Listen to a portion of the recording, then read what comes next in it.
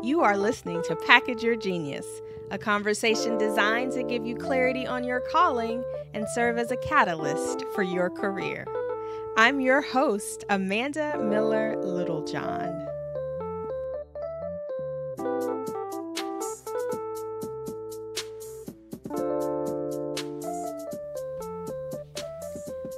I remember about 4 years ago, I had the opportunity to speak at Black Enterprise Magazine's Entrepreneur Conference. It was the same week as my father's memorial service, which I had gone to just days before. I can remember the room being packed. It was one of those big hotel ballrooms with hundreds of people. I can remember my co-panelists. I can even remember the gray dress I wore and how my hair was pulled back in an afro puff. But I can't remember anything that I said. I was grieving hard in a major way. My father's death was still so fresh.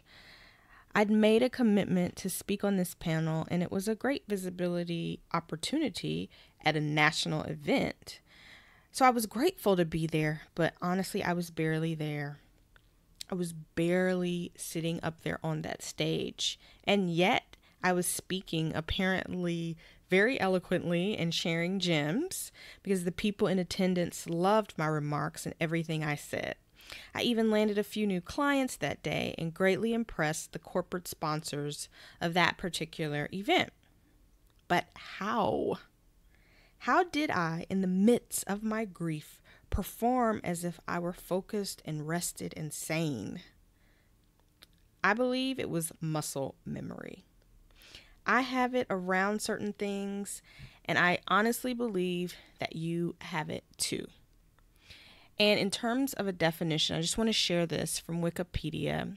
Muscle memory is a form of procedural memory that involves consolidating a specific motor task into memory through repetition, which is used synonymously with motor learning. This process decreases the need for attention and creates maximum efficiency within the motor and memory systems. I'm going to say that last part again because that's the important part. This process decreases the need for attention and creates maximum efficiency within the motor and memory systems. So I was talking to a friend recently about building a personal brand platform, like doing all the things that you have to do outside of yourself to let people know who you are and what you know and what you can do. So outside of the work you do with your clients or you do in your day job, how are you letting strangers know, like, what's out there about you that tells the world what you're capable of so they can have the opportunity to contact you? And she seemed really nervous and frustrated about the idea of beginning the process of putting things out into the public arena, right? So I'm doing this daily podcast challenge. I podcast regularly, even when I'm not doing a daily challenge. I like to write and publish things online and just share things. And she was saying that it seemed to her that I am just naturally good at speaking and I'm never at a loss for words. We were specifically talking about a training opportunity that had come her way. She was considering, but she wasn't sure if she was going to take it. And she was telling herself, well, I don't have the experience to do this. And so when she was contrasting herself with me, she mentioned how much experience I have because over the years I've been doing this and it seems like it's really easy to me. It seems like it's not something that has taken, a lot of work. Like it seems like it comes naturally. And to a degree it does. That's only because of the repetition that I've experienced.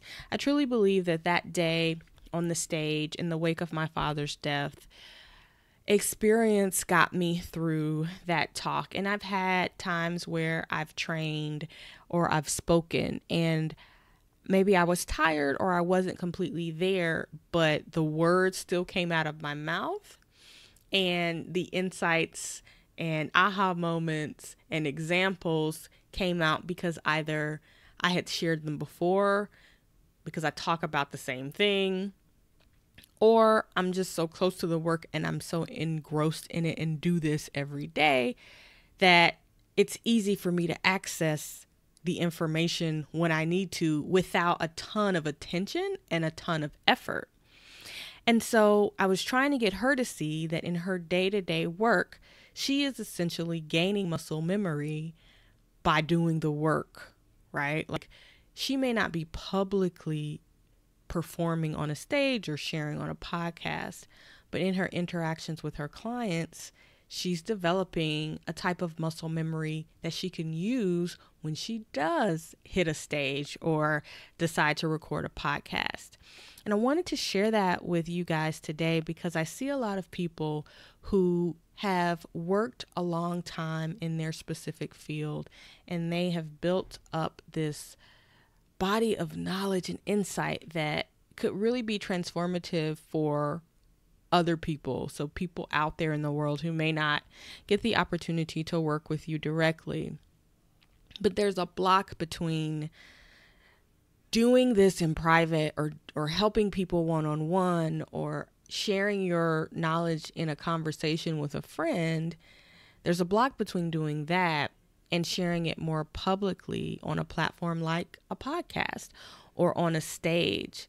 And I think people freeze up and get a sense of stage fright because they feel like since they don't have the experience speaking on a stage or sharing on a podcast, that they won't have anything to say, that suddenly they'll go mute and nothing will come out because they don't have, quote unquote, the experience of speaking on a stage or sharing on a podcast or however that public forum is that you envision for yourself that's going to take your brand to the next level.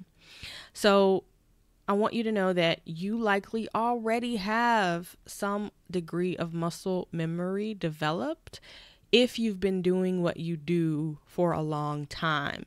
And so it's just a matter of you accessing your experiences and leaning on all of that work that you've done, all of those skills and insights that you have had the opportunity to develop over time, and leaning on them instead of assuming that you have to come up with things brand new in the moment every time. I honestly am not a natural public speaker, and I don't even think I'm a natural podcaster per se. I am a natural thinker. I naturally process information and try to derive some sort of meaning from it. And I typically do that through my writing.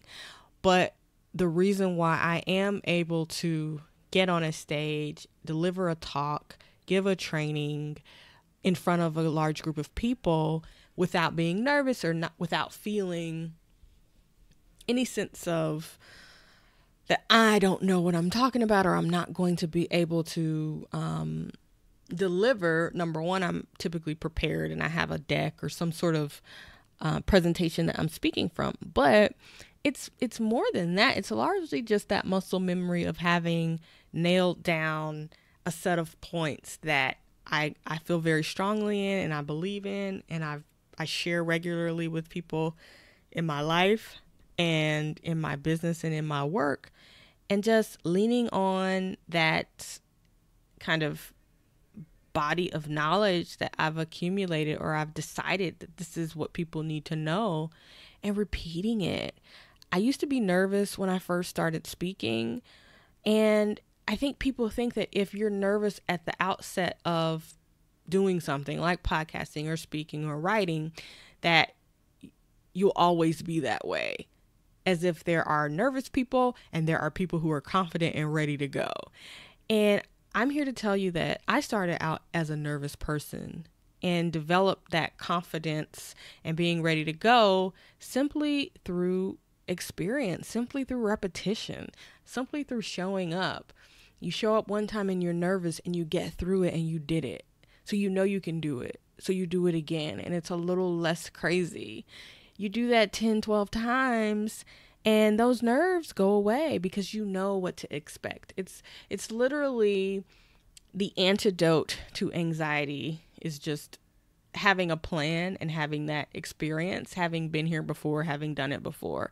So if the one thing that's holding you back from starting out to share your genius on a stage by speaking, or launching a podcast and sharing your insights through your spoken voice like I'm doing right now, if the only thing that is keeping you from that is a fear that you won't know what to say, that you won't be good, that you'll freeze up, and that you'll be so nervous that you can't perform, know that that may indeed happen. You may freeze up the first time, but it gets easier if you keep practicing, because muscle memory is real. And it's something that I have developed and I regularly lean upon, and you can develop over time as well. So if you're doing great work, you likely already have it. You just need to access that muscle memory. And if you're ready to employ it in a new way, on a new platform, on a new medium, I definitely believe it's there for you to access. So I hope this was helpful for you. I hope you've been enjoying the challenge. Let me know you're listening. Tag me on social media. I am at Package Your Genius on Instagram. I'm at Amanda Mogul on Twitter.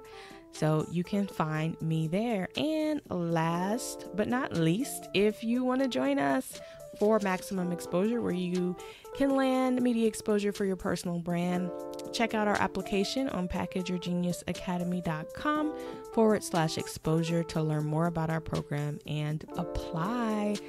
Thanks for listening, guys. I'll see you next time. Bye.